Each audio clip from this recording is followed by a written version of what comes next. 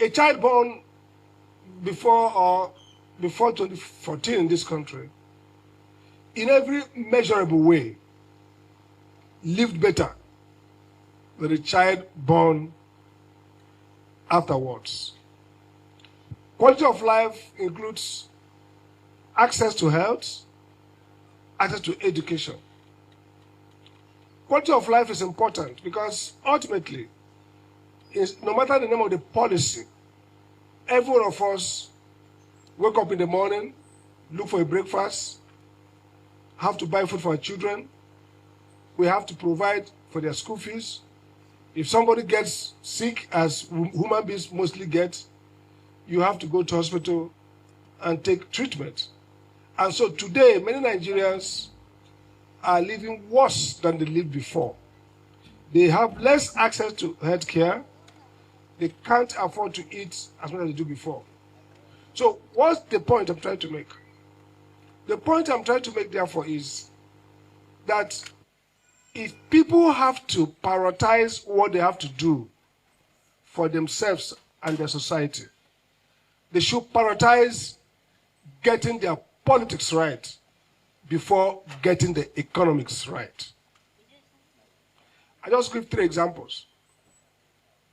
Today, many people talk about China. China is helping us. China is giving us support.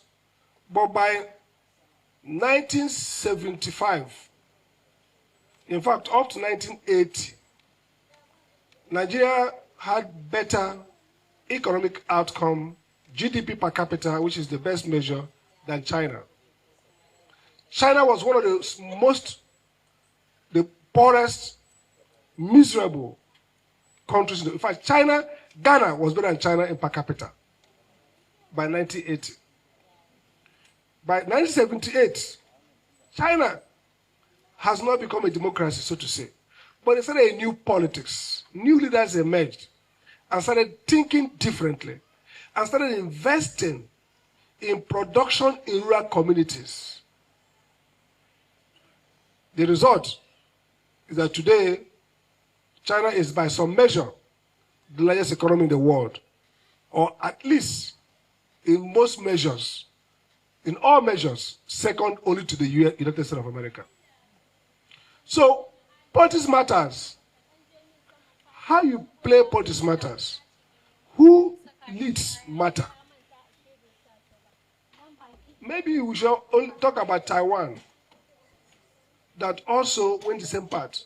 Or even get to Rwanda. So people say these countries, maybe God created them differently. They're not black countries. But Rwanda is an example. Even Ghana has made progress, at least in stability. They may not have gotten out of the economic crisis, but they're not killing people the way they're killing people in Nigeria and Ghana. Schools are not being shut down. By the last count, 3 states have closed all public schools, all schools in there. Katsina has done that, if I recall very well. One other state this morning. Sorry? Niger and Nasarawa, somebody says so. They have shut down school. Now, the tragedy is, the schools are closed under uncertainty. Not that tomorrow is maybe Salah or Christmas. So we say, after tomorrow. So we are closing schools without knowing what we are after. Nobody knows the risk, but we know that we are in trouble. So this is the worst time in this country in recent times, when not just that somebody attack a point, but that everywhere could actually be under attack.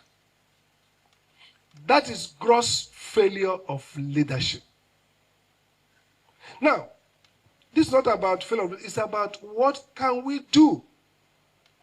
One of Nigeria's greatest problem that I hope this group and all of us should pray to start exiting that problem is that somehow the Nigerian is a fantastic person.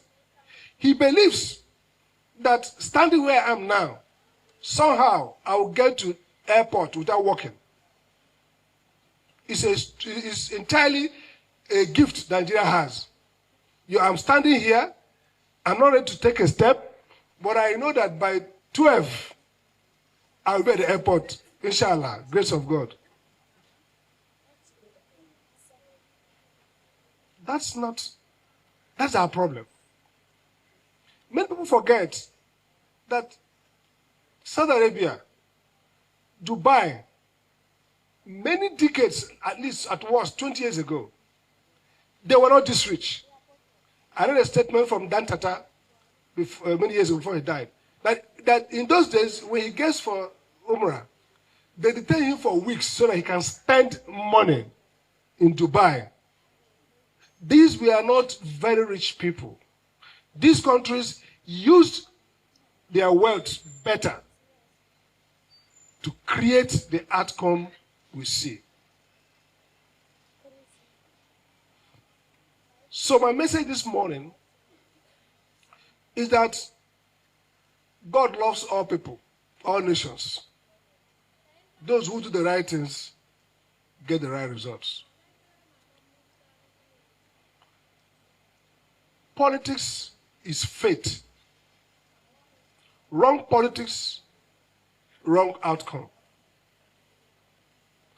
And again, let's talk about if in a society you have a government and you don't have an alternative, that society is not likely, if it's a democracy, to get it right.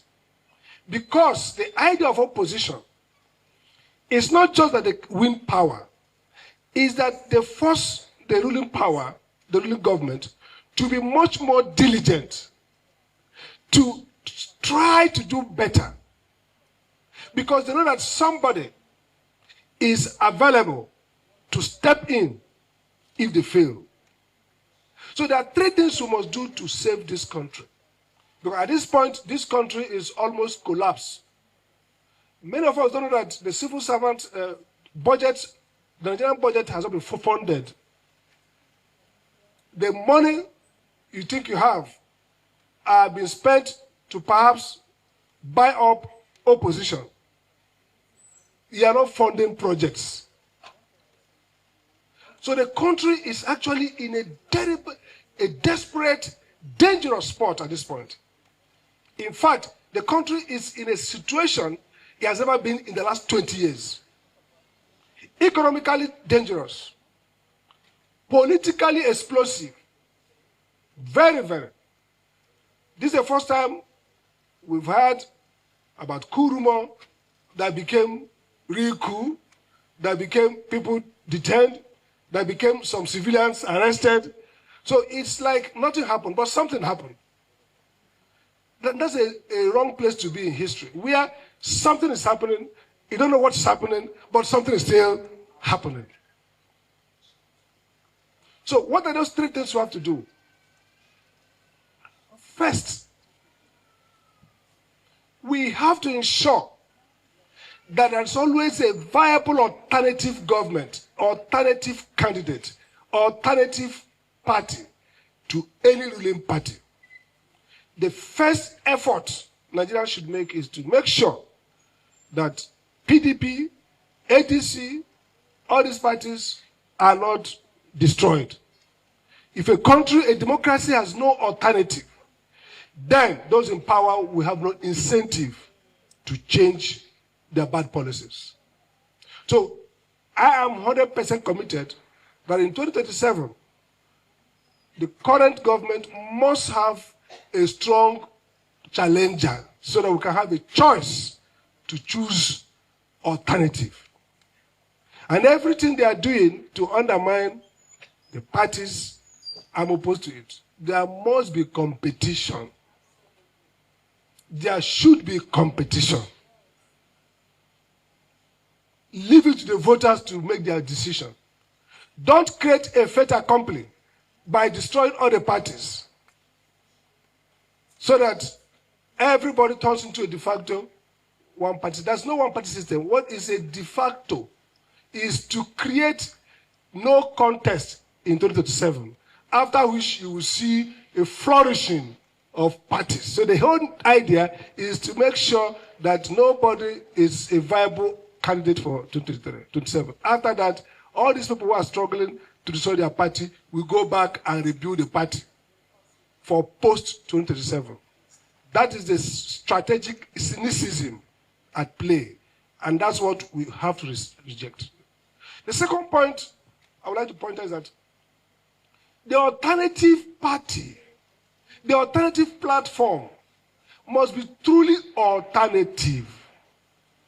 It don't become alternative because you are out of power briefly, and then you become alternative.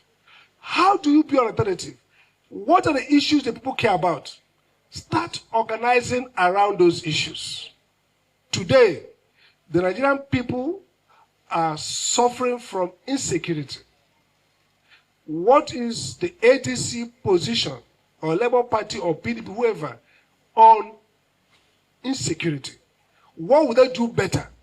Today, Nigerian people have given up on the current. Nobody is happy with the current government. Nobody, including those who support the government. Nobody. I mean, it can't be happy with the level of tragedy and trauma. But some people are still supporting because they are not seeing the alternative. We have to care about what people are going through. And if we don't care about what they are going through as to provide an answer to their problem, then we're not entitled to be given a chance to replace the failing government. And this is important now. We don't want, the Nigerian people are cynical about revolving door. You know, you open, it revolves again. It revolves. No, we don't want revolving. We want to come to a point of clarity about our problems.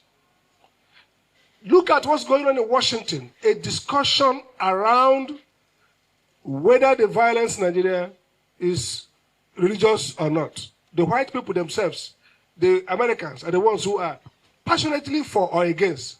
Passionately saying it is not. Is that not correct? Where in Nigeria is there any conversation around defining our common tragedies and pains and finding a way to address them? So our leaders who want to be alternatives, forget all these conversations.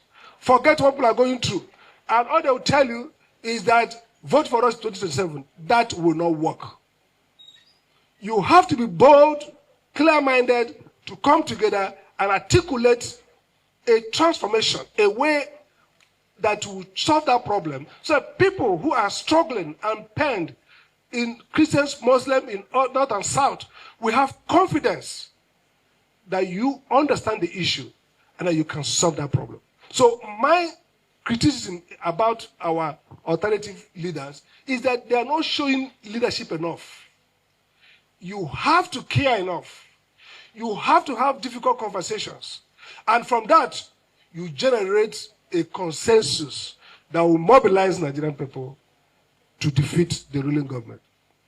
And the last point I would like to make here before I close is that we have an example of this. In 2014, the success of the takeover was not because those guys were sent, the opposition party. No, they were smart enough to identify the national crisis and came out strong to take a position that resonated with most people. And people now said, let's try these people.